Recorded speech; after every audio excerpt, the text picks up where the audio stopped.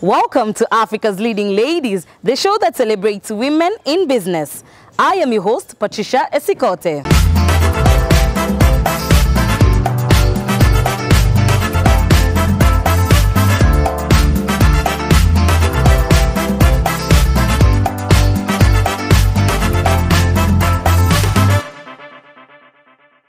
When plastic bags were banned in Kenya, Shkwela Kiondo saw a gap and set up a shop. This is her business story. So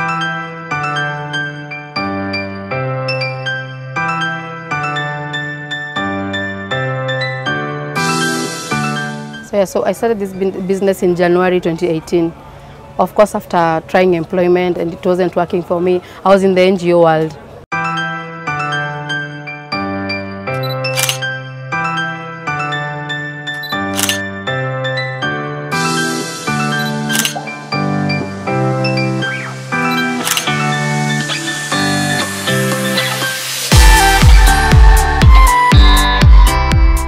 I love supporting people.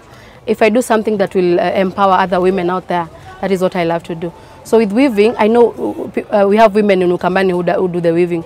There's a challenge of getting the baskets to the market, maybe in Nairobi or out of Nairobi.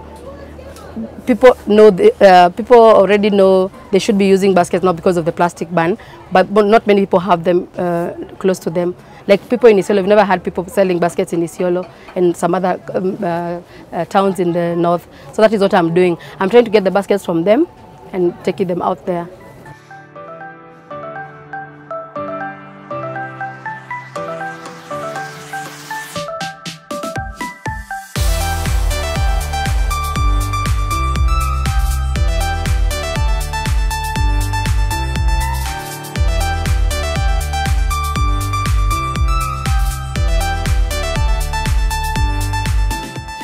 I know Isiolo, basically what people do is just business. If it's not farming, the kidogo farming, then there's not much people do.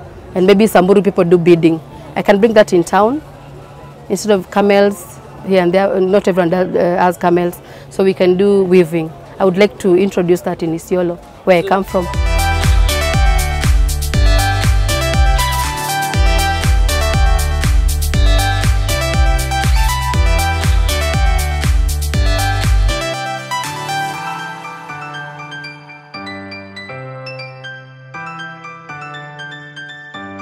Well, I was fulfilled in the NGO world for my love of community, changing the world out there. But then I thought if I could as well grab this opportunity, we're not using plastics anymore, I want to be part of this change, let's do Kiondos. I support women as well. So I'm selling Kiondos, making some money for myself and supporting women in Ukambani. I get these baskets from Mwingi, Machakos and Kitui. So basically that is how I started.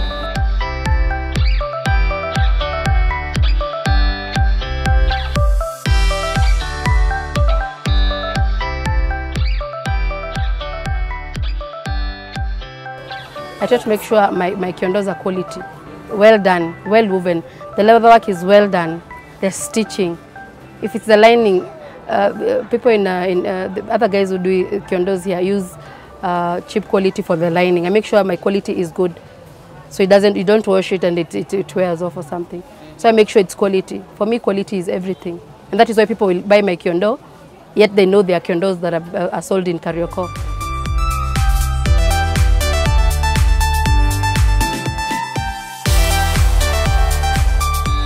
I also do interiors, but I use the basket for that. You don't use just the basket just for carrying them. There are so many uses. You can use them in the house. You can use them for storage, for going shopping with them. There's so much you can do. We also have baskets that we use for wall decorations.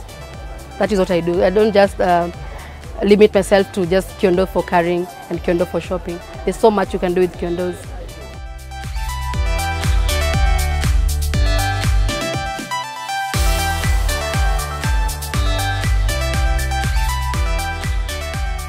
For me, so far so good. I can't complain because there's never one time that I have dead stock.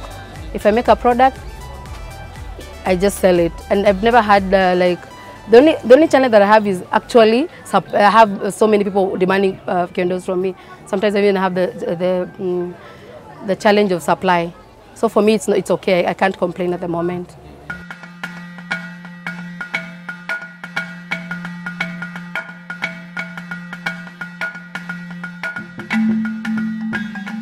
I get overwhelmed sometimes because the women in Nukambani, they do other things at their homes.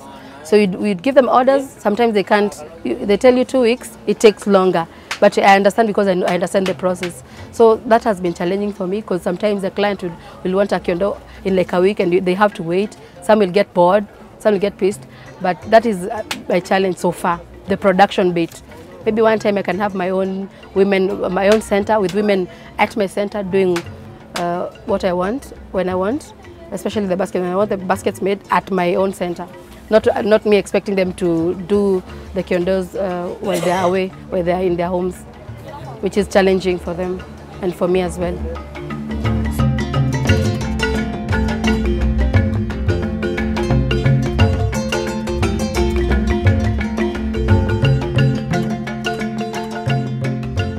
I have 4 mamas that I work with who work with like 15 people. So you can say it's about 60 women out there. And it overwhelms them. Sometimes my orders are huge. Like there's this time I got an order for 3,000 baskets. And it was overwhelming. Like if I came here, I came to my guys here in Karaoke and they told me, we can't do that. We'd have to stop everything and do it for a year. Yes, that is what they told me. So for me, sometimes the orders are overwhelming and I'm not complaining. I thank God for that. But yeah, I know what I do, very many people benefit from it.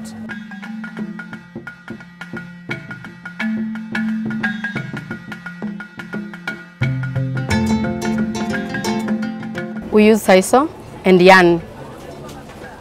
So there are baskets that will only be woven by yarn, mixed with sisal, and others just sisal. It starts from the weaving in the village. They get the sisal. I don't know what they call that plant. The sisal plant, I'll call it the sisal plant. Then they dry the leaves. When they are dry, now they start weaving. They let them dry and then they start weaving. Then before they weave, they'll dye them to whatever color you want. I tell them to make me yellow kiondos, make me black kiondos. They dye them according to the color that I want. And then when they dry, then they bring them to me. If they come to me now, I come to my guys who now do the leather work for me.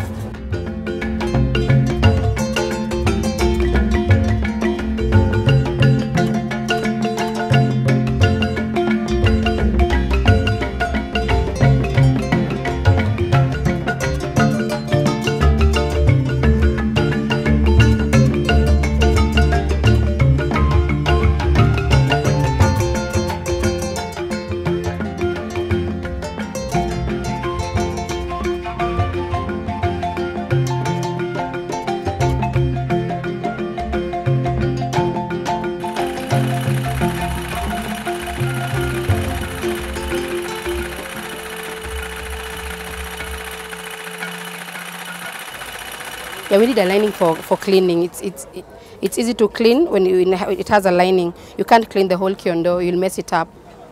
And then again, it contains everything in there. With the lining, it's easier. We also have small pockets that we have inside, so you can put your small things. Then after this, we'll put the zip, the one you've seen being stitched on the leather.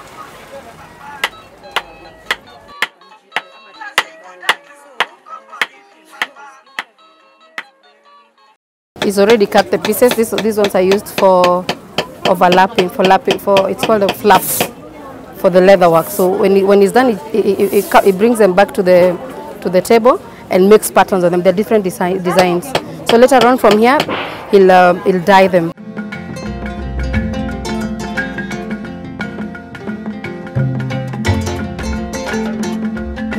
They use this brushes and then kiwi, sometimes kiwi. Brown, mid-brown, depends on what color you want. You can use black, mid-brown and dark brown or dark tan. So it depends with what color you want. So after that, then they take them for the zip. They put the zip on the leather. Okay.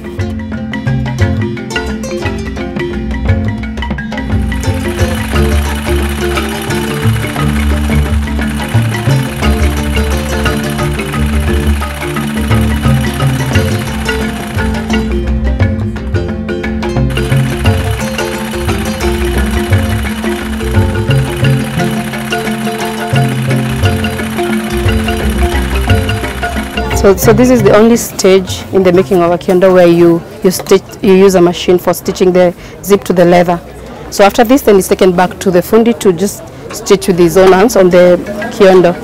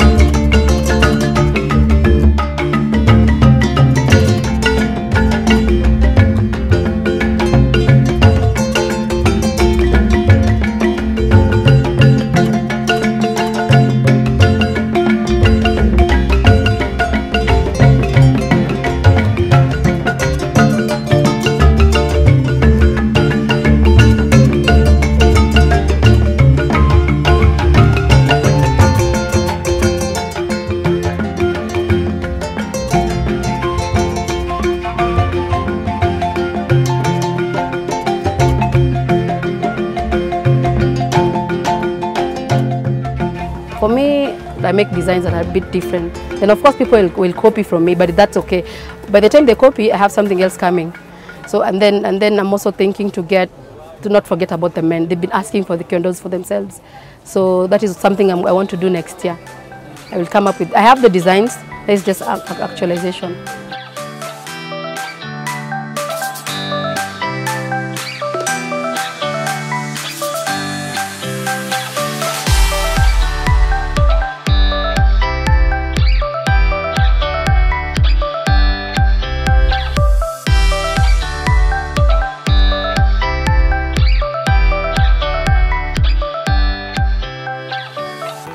I'd like to have a center where I have women, I can bring the women. Like I've told you, the challenge is to give them work while they're still at home. They have farming to do and taking care of their families. I'd love to have a center where they can come and work for me. So if it's weaving, we know we are weaving for this particular order for this duration of time. So it would be very easy for me. Production would be very easy for me. I can bring them in under one roof. The leather guys, the weavers, all under one roof. So it will be way easier for me.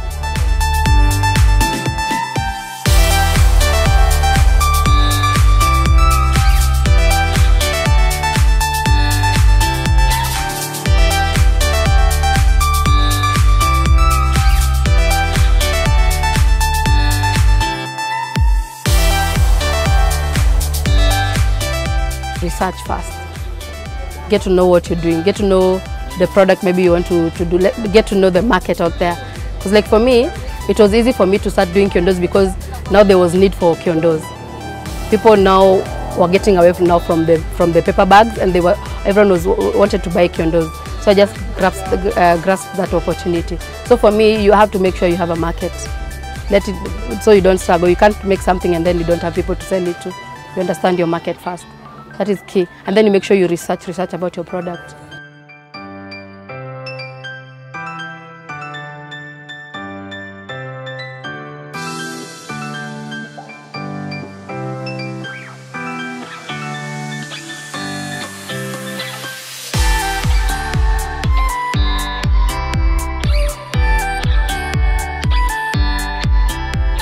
I'm empowering women as I'm doing whatever I'm doing. Like now in Ukambani, like I'm telling you, we have people that, over 60 women in like 4 villages. Like I've told you, in Kitui, Mwingi, we have 2 villages, and now Machakos, 4 villages, so 60 women. They could be more because sometimes I give them work and they have to give other people work. So I know it has changed because we are empowering women. And then, of course, the men that do the leather work for me, I support the families in that. And myself as well. I've also grown.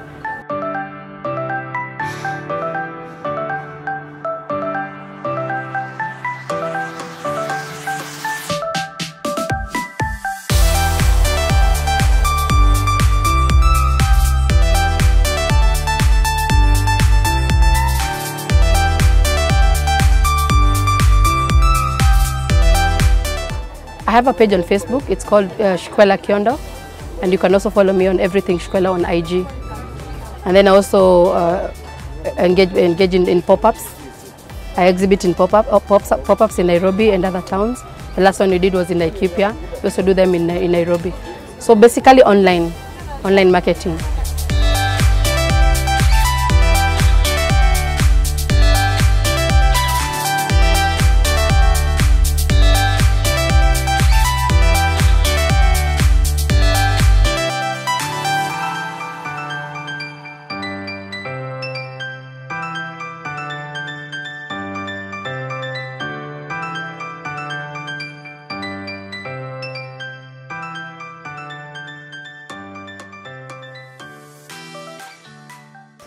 We celebrate your feedback on our social media platform at Fanaka Digital on Facebook, YouTube, Twitter, and check our Instagram page to tell us who you will like us to feature.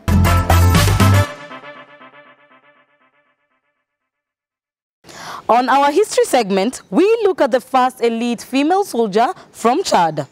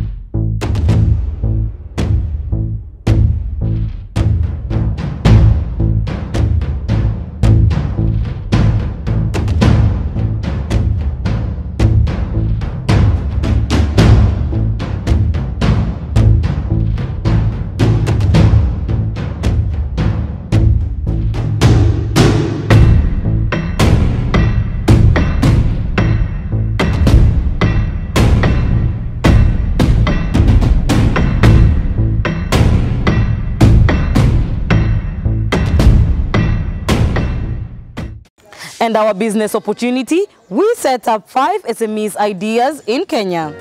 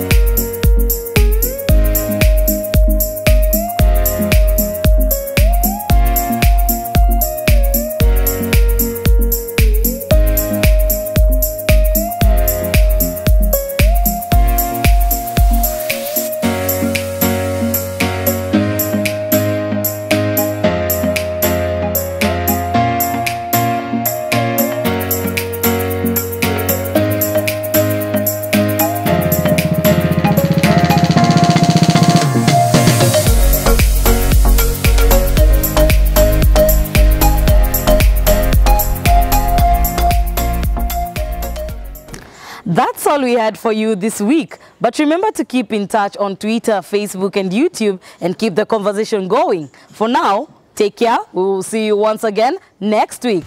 I've been your host, Patricia Esikote.